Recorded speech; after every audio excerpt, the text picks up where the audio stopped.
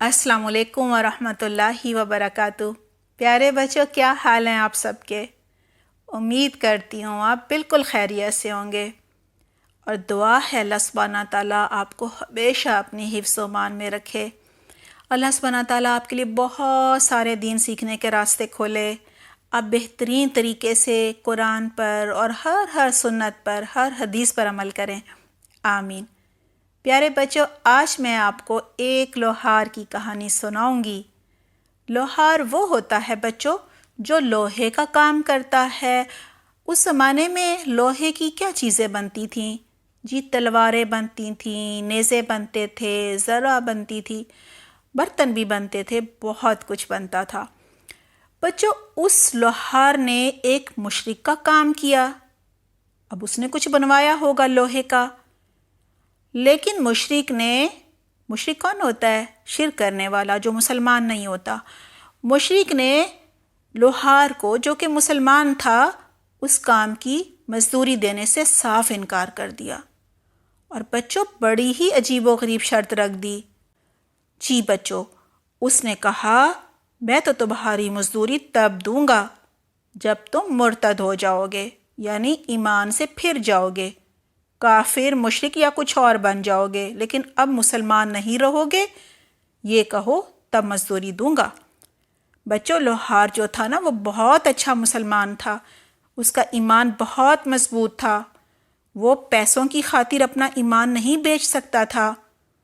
لوہار نے کہا ایسا تو قیامت تک نہیں ہو سکتا کہ میں مرتد ہو جاؤں، یعنی ایمان چھوڑ دوں۔ بچوں، اس پر مشرک نے بہت ہی عجیب سی بات کہی کہ اللہ سبحانہ تعالیٰ کو بھی بہت غصہ آیا۔ اللہ سبحانہ تعالیٰ نے قرآن میں ایک آیت نازل فرما دی اس کی اس حرکت پر۔ آئیے بچوں، ہم یہ کہانی شروع کرتے ہیں۔ آج ہم یہ قصہ لوہار کی زبانی سنیں گے، یعنی وہ خود بتائے گا کہ میرے ساتھ کیا ہوا۔ جی بچوں، وہ کہتا ہے میں لوہار تھا، میں نے ایک مشرک یعنی شرک کرنے والے کا کام کیا، یعنی مزدوری کی۔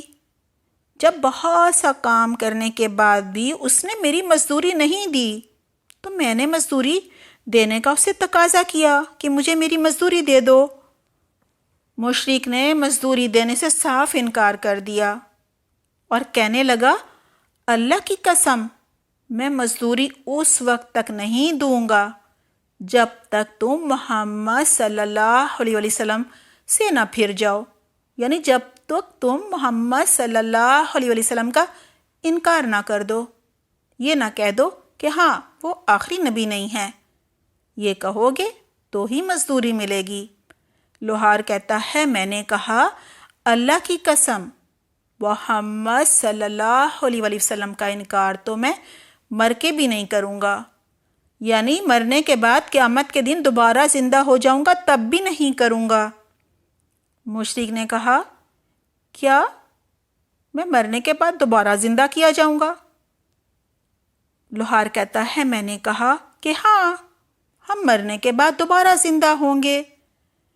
اس پر مشرک بولا ٹھیک ہے، جب میں مر کر دوبارہ زندہ ہوں گا تو میرے پاس بہت سارا مال اور اولاد ہوگا، ظاہر ہے اللہ تعالیٰ مجھے بہت مال بھی دیں گے اور بہت سارے بچے بھی دیں گے۔ اب میں تمہارا قرض یعنی تمہاری مزدوری اس دن ہی دوں گا، یعنی قیامت کے دن، جب دوبارہ زندہ ہوں گا نا تب بھی دوں گا، اس دنیا میں نہیں دوں گا۔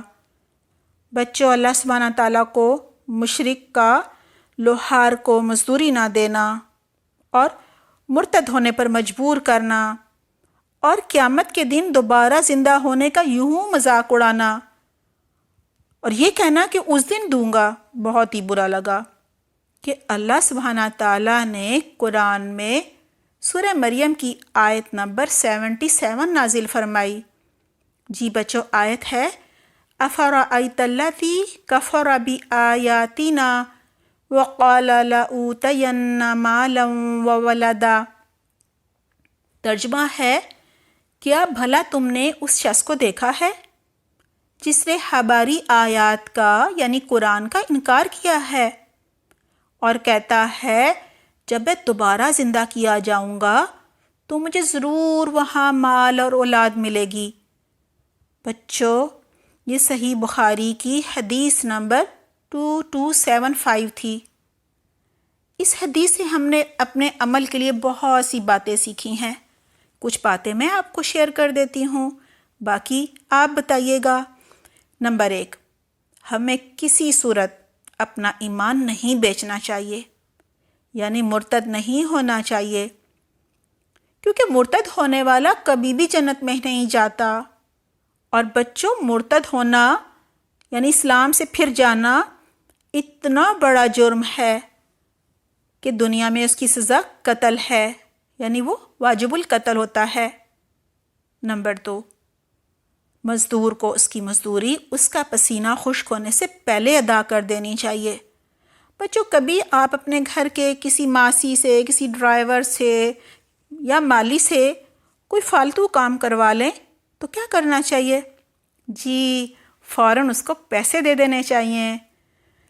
ہمیں اس بات کا پکا یقین رکھنا چاہیے کہ ہمیں مرنے کے بعد قیامت کی دن دوبارہ زندہ ہونا ہے، اور اس دنیا میں ہم جو بھی کام کر کے گئے تھے نا، اچھے یا برے، ان کا حساب دینا ہوگا۔ اور بچوں، ہم نے یہ بھی سیکھا کہ قیامت کے دن مال اور اولاد نہیں کام آئے گا، بلکہ صرف نیک اعمال کام آئیں گے۔ بچوں، نیک اعمال کون سے ہوتے ہیں؟ جی، جو ایمان کی حالت میں کیے جاتے ہیں اور جو قرآن و سنت کے مطابق کیے جاتے ہیں۔ دعا ہے اللہ سبحانہ تعالیٰ ہمیں نیک کام کرنے کی بہترین توفیق عطا فرمائے۔ بہت ساری دعائیں آپ کے لیے، اپنا بہت خیال رکھیے گا۔ سبحانک اللہم و بحمدک، نشہد ان لا الہ الا انت، نستغفرک و نتوب الیک۔ والسلام علیکم ورحمۃ اللہ وبرکاتہ۔